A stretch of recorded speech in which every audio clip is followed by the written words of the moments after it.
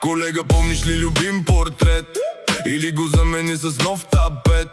На едно розови с близалки и европейци, шарени с палки.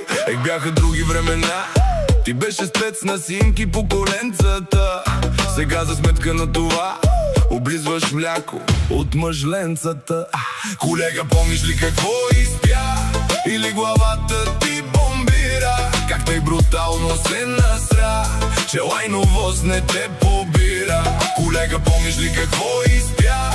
Или главата ти бомбира?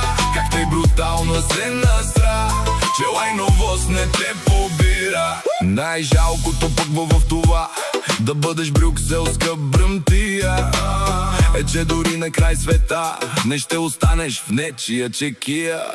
В Европата на проститутките, кажи сега какво е да работиш с тях. Покорно да им ближеш будките, еврата плащат ли за тоя грях? Колега, помниш ли какво изпя? Или главата ти бомбира? Как тъй брутално се насра, че лайновост не те побира. Колега, помниш ли какво изпя? Или главата ти бомбира? Как тъй брутално се насра, че лайновост не те побира.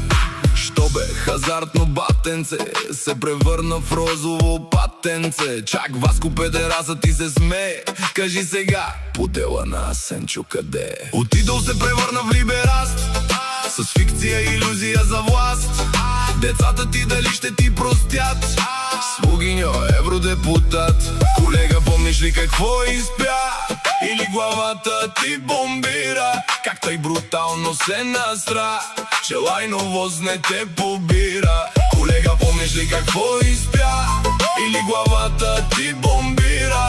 Как тъй брутално се насра, че лайновост не те побира.